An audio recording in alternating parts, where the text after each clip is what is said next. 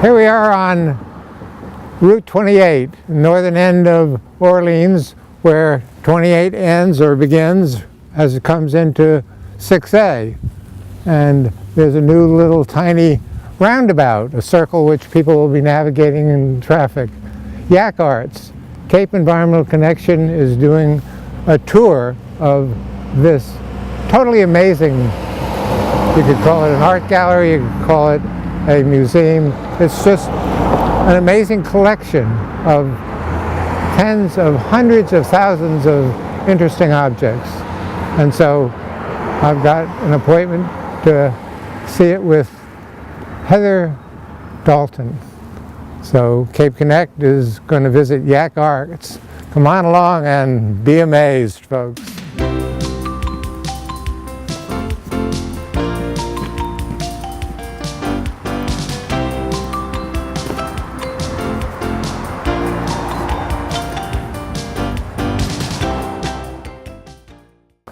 Cape Connect, we're inside now, and this has got to be an amazing, an astounding, extraordinary place. And Heather, we're here to see everything. The folks watching our show are just going to want to see everything that you've got in the store, and I know we can't in a half an hour do that, but take us through it and tell us a little bit how this all started, because when you look at this, you're saying, is this a museum? Is this a gallery? It's a cool place. How did it begin?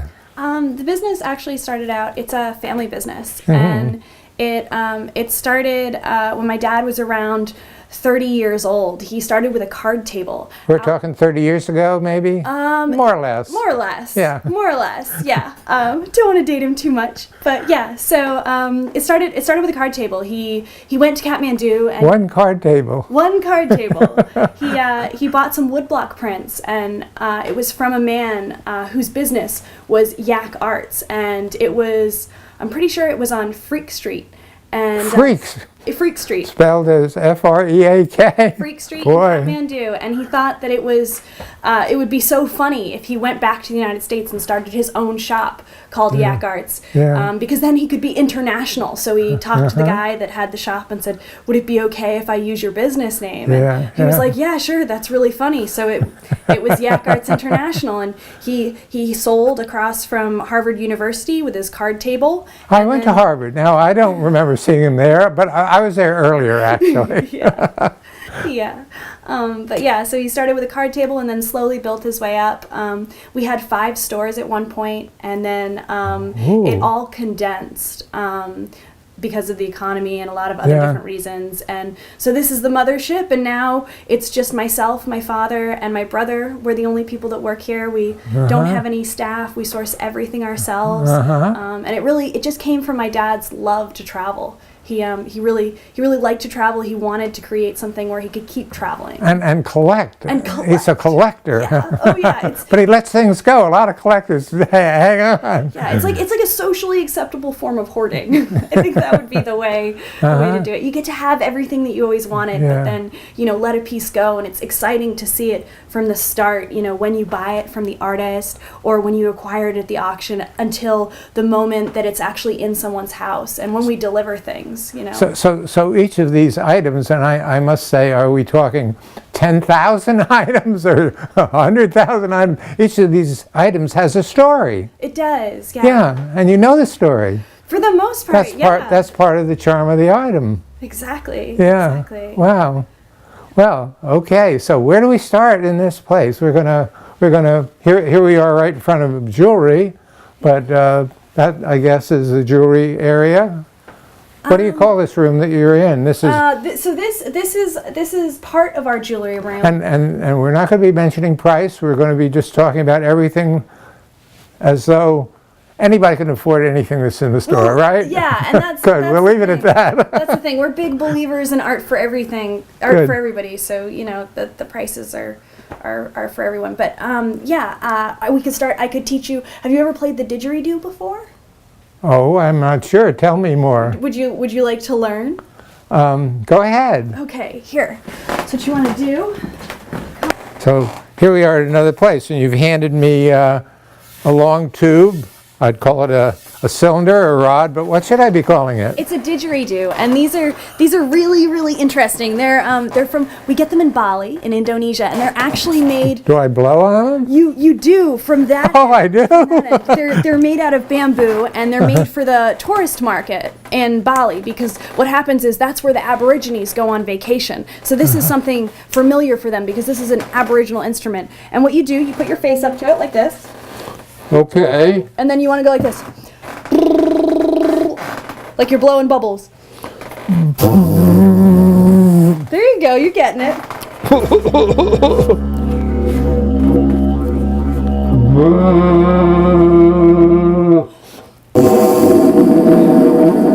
It takes a little bit of practice, but after a while. I'm not a quick learner on these kinds of things. And for heaven's sakes, what age are these for? They're toys for... toys for adults. Toys for adults, toys for children. I always tell people, take it out on the beach. You can call the whales. Yeah. Have some fun. Golly. Well, this is one of our many adventures for the program. We're going to go look at other kinds of things. What would we do next? I think the best thing to go do, I could show you some magic glass that we have. Wow. I'd love to see it. Let's take a look. Okay.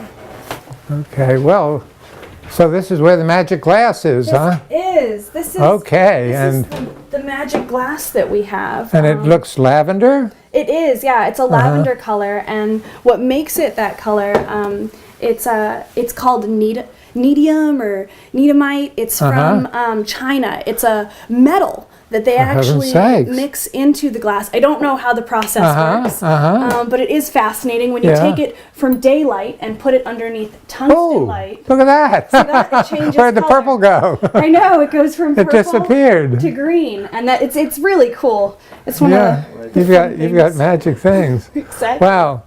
The next thing I'd like to go is all those masks, all those images, because when you say yak, you have a feeling that there's a different civilization out there, and you've brought it into Cape Cod. Oh, yeah. So let's go look at that next, okay? Sounds brilliant. Excellent.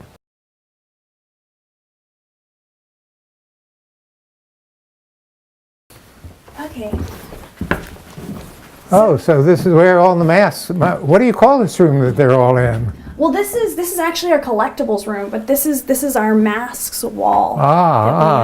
Whoa! Look at, I don't know. These are the scary ones, but which of the ones have good stories? What kind of background can you tell me about them? Well, these ones here, they actually do have some pretty good stories. This face is the same as this face up there, and that is Barong, and he's known in Bali, in Indonesia, as kind of like the yin and the yang. Barong fights Rangda, and Barong is the good.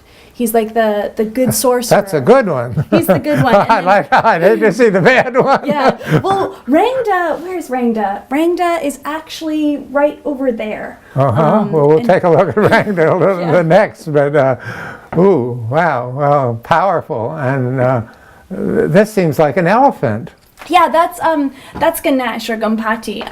He's a Hindu god, and he's usually associated with wisdom and things like that. He's pretty famous. There's a story about him with his parents that's very, very charming, where he had a brother, and they were fighting over something, and his brother rides on the back of a dragon, and Ganesh, even though he's an elephant, he's always seen with the mouse. He rides on the back of the mouse, and they're fighting. A big mouse? Little mouse? A little mouse. A little tiny mouse. And they're fighting, and the parents say, to solve this problem, whoever can go around the world first, the dispute will be resolved. And then what happens is his brother goes around the world on his dragon, like the whole world, as fast as he can. And when he gets back, Ganesh says, I've already been around the world. And he says, how is this possible? How is this possible? And what Ganesh did on his little teeny tiny mouse, he went around his parents and he says, my parents are my world. Oh, wow. And he won. And he won. And that's some of the wisdom that Ganesh is known for. Yeah, well, and one other one, which one should we pick? This one, this one? Oh, yeah, these ones, these are African masks, and they were actually provided to us by a man from Congo. He comes every year, and we buy from him. Yeah, well, now that we're looking at some of these figures, I think you've got some large ones, and those really are astounding. I've got to take a look at them and learn more about them. So how about showing us that now? Brilliant! Sounds Excellent. exciting. Let's do it. Okay. So all the way down here. Whoa! What? Come on over and let me see this. What's the name of that? Or them? So this inside the lion's mouth is actually that's the evil demon or the boar-faced devil that Durga's a goddess, and this would be her mount. So Durga rides on the back of a lion, and that's how she defeats the devil. So what would happen with this is a dancer would get on the back of a lion, and then this actually rocks. So it would rock back and forth. A rocking lion. Yeah, and then all the other dancers would be dancing around it like demons. Yeah. And she would, slay the demons, and they'd die, and then she'd get off the lion and face the devil himself. Spear him in the heart with a trident. And then? and then that's it, I guess. Yeah, and it feels so soft and nice. Oh yeah, this is all hand batiqued velvet, and it's on wood. The man that made this, actually, it's the only one. He made it for his temple because he had a vision, and then after that, it was like that was it. That was his creation. That was his creation. And how did you acquire this? It's funny. My dad bought it from him. He was making a new one for their temple, and then all things get old. He decided, scrap the old one, let's make a new one. And unfortunately, he never did manage to finish the new one because he passed away. But this one we did manage to buy. Oh, for heaven's sakes! Wow. Well, that's quite extraordinary. Come on, let's look at the other side. Excuse me. Come on. Whoa. Yeah. It's pretty spectacular. I mean, I could sit on the back of that. Have you ever? I have. I have. Everybody's. I'm tempted to say, get up there and start rocking. Oh my goodness. Yeah. Well, there's one more immense figure that's down across here. So let's still go over and tell me more about this. I've looked at it and it's fearful, and I want to find out if it's a good or a bad spirit. Okay? Yeah.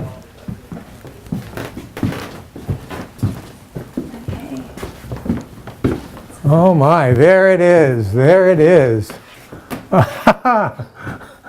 And something's astride something else. Yes, this is Vishnu, and he's riding on the back of Garuda. And Garuda, he's one of those Hindu characters. He's a little bit mysterious. He isn't quite good. He isn't quite evil. He's usually associated with eating snakes. But you can see here, if you look over here on this side, that is the just right over here. Yeah, come on. That's the what is it? It's like the fireball. So what they do is they throw that, and it's like an atomic weapon or something. Atomic weapon. Yeah, during the Ramayana. Handheld. Yeah. We've talked about Molotov cocktails, but this is big. This is big, yeah. So like that little thing in his hand, it would be used during the Ramayana. And come see over here the way the plumage is it bird-like? Is it what kind of creature is this? So Garuda is actually I'm pretty sure he's like half bird and half man. I'm not 100%. Yeah. He has this beak-like face. What's interesting about this sculpture in particular, this would have gone outside of a theater temple, where they would do the dances, like the fire dance and a lot of the other dances. Yeah. And this one has a nose on top of the beak. I see. And that's a reference to the masks like we saw before. Yeah.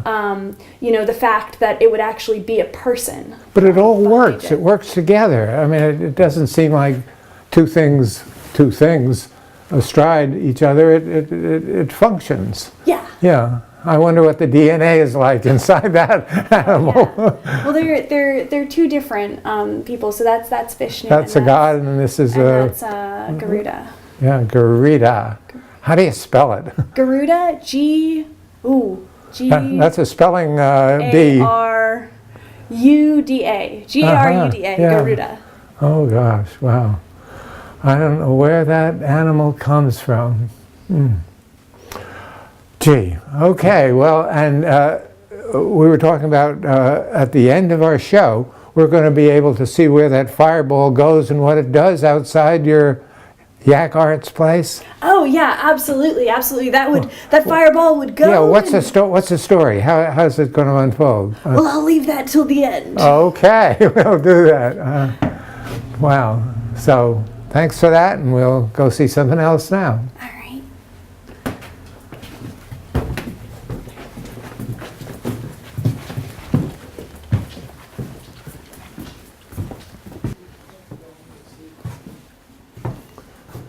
What time do you close? This one is. We've got so many pictures inside here. I mean, it's the very same room that we were in before, but what do you call the room? So this is our gallery room. It's where A gallery room, and appropriately because of, 1, 2, 3, 4, 5, 6, 7, 8. How many pictures? Oh my gosh, we A few hundred. We have thousands. I think you do have Thousands of paintings. Yeah, and we're going to take a look at one particularly because this is a well-known artist.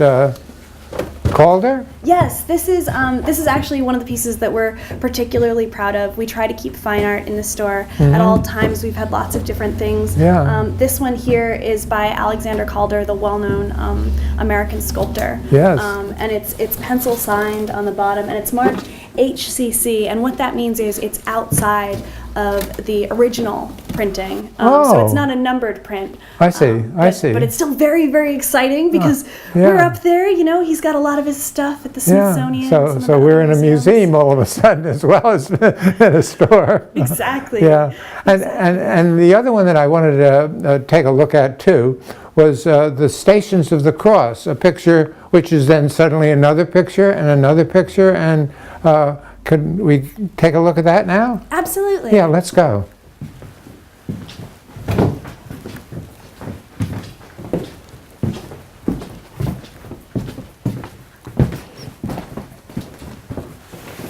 My, here we are in a room with so many things, coats, chimes, and religious art, Christian art. And the piece I was talking about was the one you showed us earlier. And what is this? So this is actually really exciting.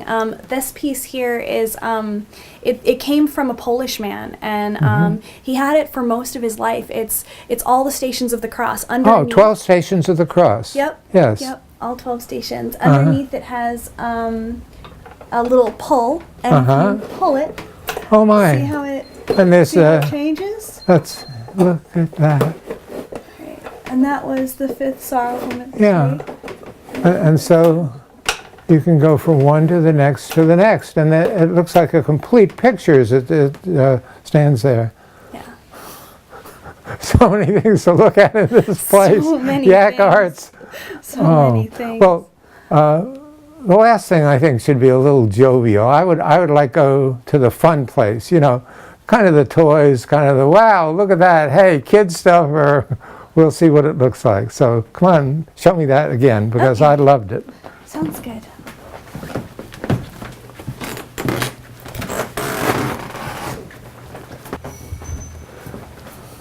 Okay, the fun stuff. Haha.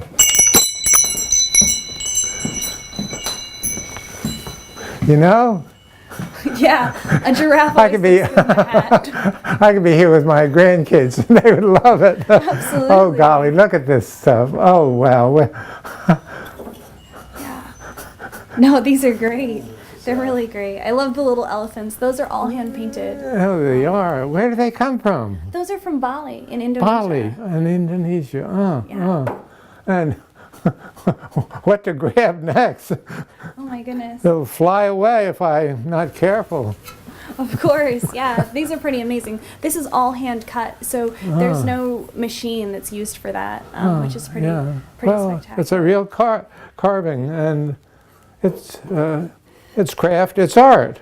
Yeah, Yeah, my gosh. absolutely. Well, we know what this is, Yeah, and all its fish friends up there. absolutely. Yeah, I try to keep a school together, and you know, Yeah, they're all swimming in the same way. Do they all turn on? they all turn around, going the other direction. You know, kind of one way this way, one way Yeah, I that wouldn't way. be surprised if they had different colors on the other side, as some of these things sometimes do. Absolutely. Yeah, golly. Absolutely. Oh, well, you've got a few favorites here to show off. Yeah, sure. This piece here is really interesting. Oh my! This is a batik stamp, and it's used. If you look at the sarong that I'm wearing here, it's used for the batiking process. So what they would do exactly just like that, they'd pour the wax into this back part. Back here. See how it's gridded like that? Yes. They pour the wax in there and then stamp it, and then afterwards they dye it. So it's like really advanced tie-dye, which is pretty cool. Golly, I don't know whether this is a toad. That is a money frog. A money frog. He will bring you all kinds of good luck. And you did the right thing. Good luck. Yeah. Yeah, he's got the coins that he's sitting on, and he's all hand carved. For heaven's sakes. And this is also Indonesian? It is, yeah. Yeah, gosh. The cat that's is on top of that little tiny toy bureau. Oh, he's wonderful. I call them curvy cats. I remember the first time that we bought these. I was probably about 8 years old, and we were in Indonesia, and I was like, "Oh, we need these. Yeah. These are great. These are great." Yeah, well, come over and grab something that you like. You like that? Doll? Yeah, Oh, this oh. one is really cool. There's yeah. there's more birds mean- back here by the same man. If you look at this one, this is all hand painted, and these thin strokes here, that was done with just one single hair for a brush. And those birds there. All these flyaway creatures. Yeah, we've. Actually, this one might be found out. Oh, I know. This one Local. looks familiar. That one looks familiar. A little Yeah. less pesky, but They are the garbage collectors in the air, if you know anything about their habits. Well, I have to say that this is an amazing owl. Owl? owl. Owl. Yeah, and yeah, come get this one. I don't know what to do with her. She's so great. You always got to get the ones with the smiley faces on them. Yep. They go with your smile, I'm sure. Oh, for heaven's Oh, sakes. this one's really cool too. Over here, this is all hand carved, and this is made out of a special kind of wood. The colloquial word for this wood is parasite wood, and it's because you can see where the mushroom formation actually grew into the wood. Oh, golly. Yeah, And so this is hand carved, of course, it and is. they are crocodile? It's a crocodile. Yeah. Yeah. The carving of this wood actually started out where people were taking the wood. It grows. It has a kind of symbiotic relationship with the fungus, and it grows against trees. And when that happens, the fungus can kill the tree. So they would take the wood off and carve the evil spirits to release them, and then it turned into and then it turned into more of a tourist activity where they started carving them for the tourists and putting nicer creatures on there. I think that we could be here for another 8 hours, and we'd only look at a tiny fraction of everything that's to be seen. So I got to thank you, and we'll be going out into the parking lot and seeing where that atomic bomb would have been thrown and Of get the course. whole story. Sounds exciting. Yeah. See you there. Yeah, see you there. All right. Well, this is the goodbye scene. And this is the scene of something else that happened here. You were talking about that fireball. Oh, yes. Yeah, inside when we were looking at Vishnu on top of the Garuda, Yeah. I was talking about the fireball, and here it is. This is where it landed, and you can see all the way up. What happened was Whoa! very scary, very scary. Vishnu threw the fireball, and it went into a tree, and it sucked all the evil demons from the area inside the tree, and there they stay trapped. So basically, what this is it's like a really big good juju stick. It sucks all the evil out of the area and traps it in there. And it's all, well, that's the way to get rid of the terrible things in this world, if you can have something like that happen again. They're all contained. They're all Yeah. contained. Yeah. Absolutely. Yeah. And everything else in your Yak Arts is all spread out. And so the good stuff is still out there. The bad stuff's in here. Absolutely. Yeah. You know, this is just an extraordinary tour that you've given me, and I'm going to be coming back. And of course, anytime any guests visit on Cape Cod, this is one of the destinations. Gotta come, gotta come. So thanks so much. And we're going to be looking at this many times. It'll play on Channel 99 and other places over and over. It'll be on YouTube. And I think if anybody else wants to augment some of the pictures, they ought to take a look at your website, you know, yakarts.com, or better yet, go to Facebook. Yeah. Facebook Yak Arts, and you won't find an ending. Hundreds of pictures there. Absolutely. And some of the things that we've seen, but many that we didn't even have time to talk about today, they're all here. Best to come here, but if you can't, get on the internet and have a look. Yak Arts. Hey, thanks so much. Thank you so Heather, much. oh, thank you. Yeah. Look forward to seeing you. And Cape Connect will be coming again with interesting people and possibilities. See you, folks. Bye. Bye.